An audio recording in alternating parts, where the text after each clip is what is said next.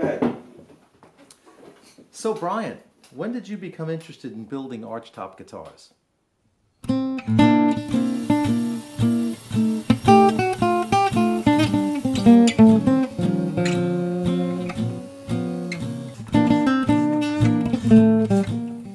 became interested in making archtop guitars when I was quite a bit younger.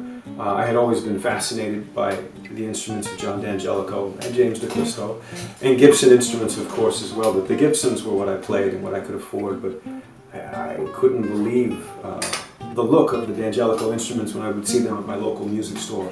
They were always in the back, behind the glass. There was something special that was to be looked at but never touched because I was too young. But when I finally did get my hands on one, it was a revelation. I could not believe the sound that came out of those guitars.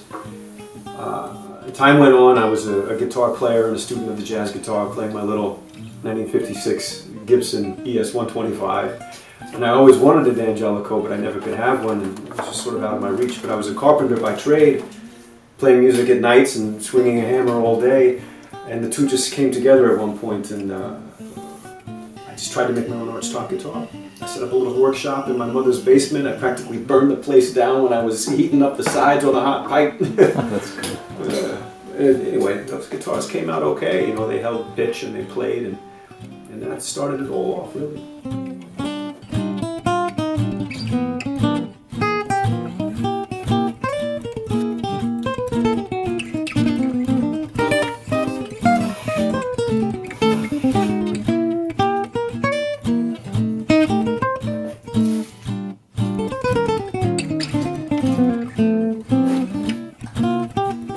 So, did you have any formal training? Outside of my cabinet making and my carpentry, I was a finished carpenter for 10 years through college and in late high school. And after that, after making those first guitars, I took one of them with me first to Italy, and I met a fellow named Giorgio Sacchetto, who's an archtop guitar maker, and also Luigi Coppola, and those guys pointed me in a good direction. And then I took a guitar to Prague when I lived in Prague, Czech Republic, and met up with Ondra Holoubek, who was a very, very fine lower period mandolin maker. Also, he makes really great pre-war Martin-style flat-top guitars, and he sort of took me under his wing and had me sweep his shop for a couple of years. And by the end of that, I was helping him make blocks and kerfing and bend sides and doing a lot of sanding for him. And he helped guide me through, I think, 3 guitars in 2 years when I was living over in Czech Republic. It was a great time.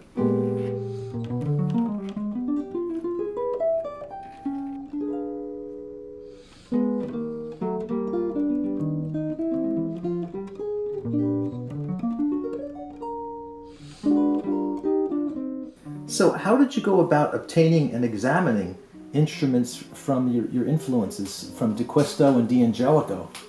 That took a lot longer. Those opportunities didn't come to me until I think I had set up my first shop in Seattle around 2001, 2002. And I just started out working on guitars for my friends, and then various collectors would come in and want me to, turn a truss rod here and dress a couple of frets there. And eventually they would bring in very, very good guitars, and I was invited over to the homes of certain collectors, and that was when I think I really got in touch with Jimmy's work. I remember at one point this one fella had 2 of the 6 avant-gardes, and I sat down and I just couldn't believe, first of all, what my eyes were beholding, and then when I played them, it was just, it was really a moving experience. It was then that I think I decided that, I just really wanted to make people feel the way that guitar made me feel.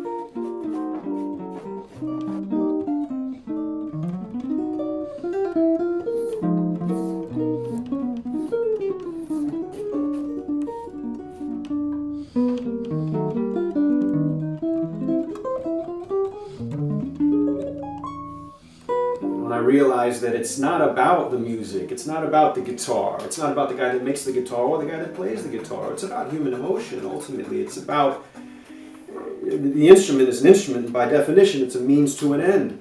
And the music is really the same, because the end, I believe, is just human emotion. That's what all great art does, it stirs up human emotion.